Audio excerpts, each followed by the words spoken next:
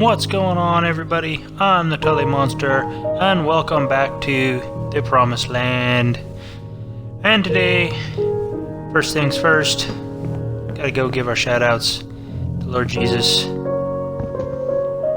the rock, the cornerstone, the foundation, the capstone. As you can see, I've just punched out my light. And messed up my thing. As you can see, I've made little wall sconces out of my torches and upgraded my house just a hair since the last time I was in here. And today we are going to come on in our house and build our SMELT-A-TRON 3000.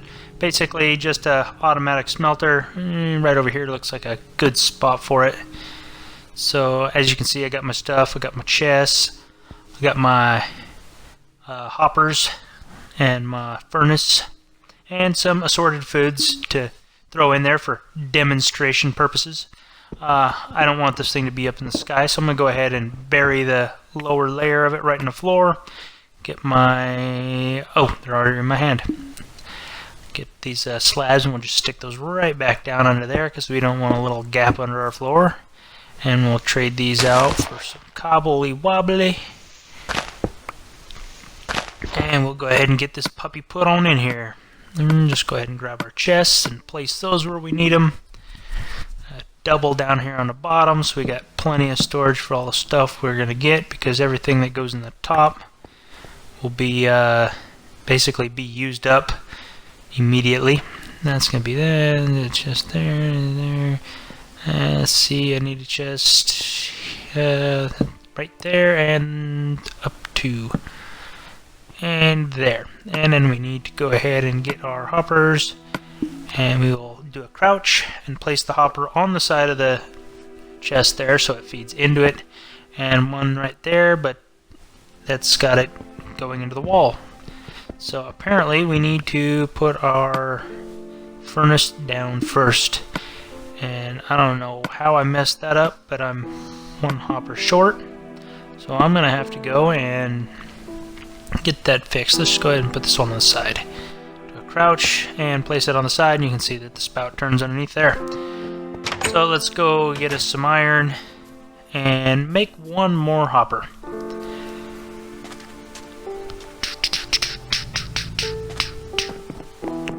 And one thing I'll tell you before I get there, I did change my crafting just to save a lot of time in the videos. I know I spend a lot of time crafting. Helps if I grab some iron. So I decided, you know what, I'll go ahead and try to do just some normal crafting. Make a couple of those, make a chest, zip over here, make a hopper, and let's go place this bad boy in place, and our SMELT-A-TRON 3000 will be completed. And we'll go ahead and give it a test drive and throw some food and some fuel in it and make this then we should have an unending supply. There we go, one of those. Done deal. Food goes on the top, coal goes right here in the bottom.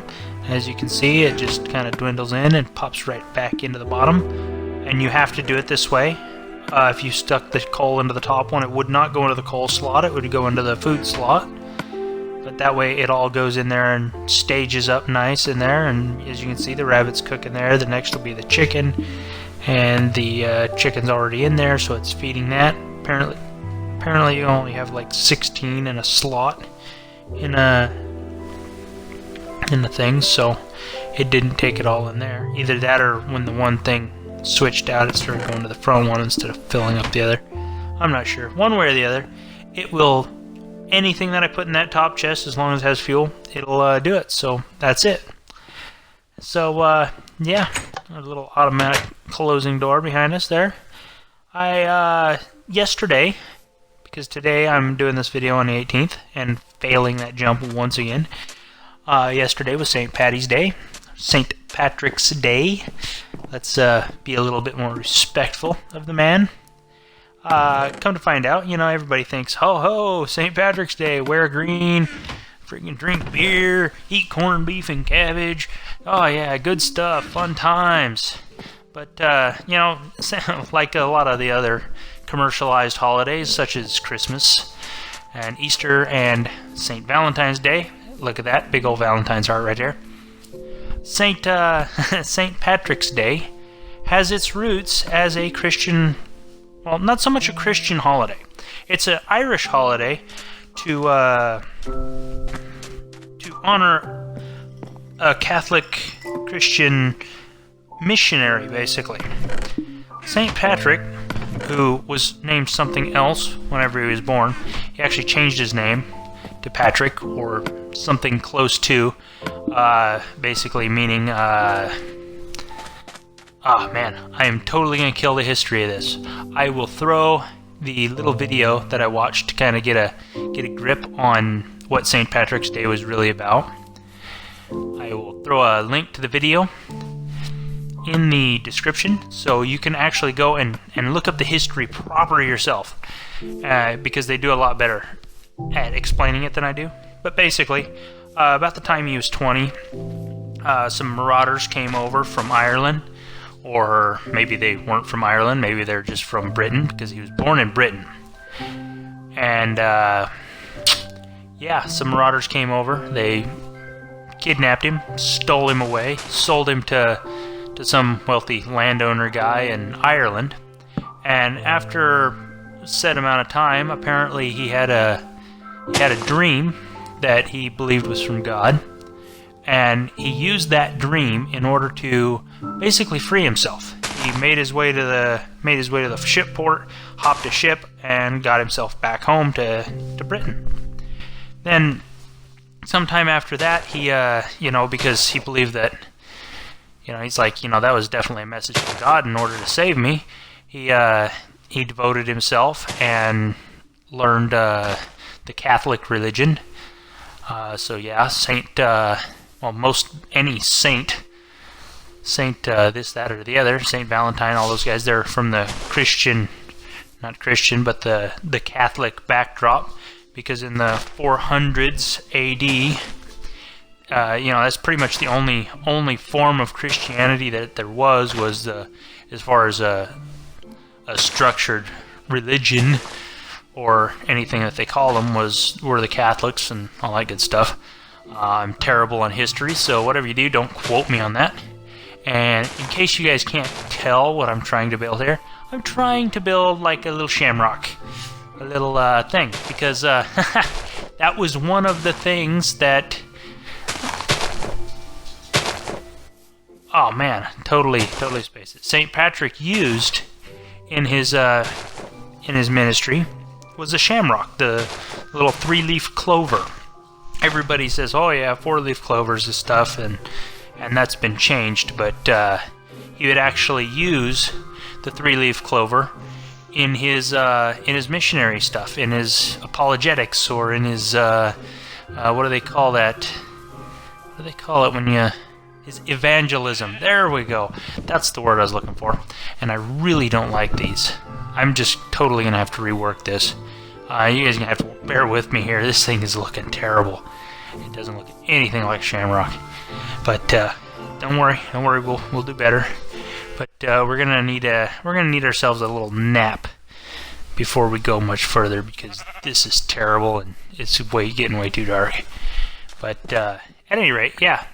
As soon as I heard that he used the shamrock to explain, help him explain God and what have you, the first thing I thought of was the Trinity, the Father, the Son, and the Holy Spirit.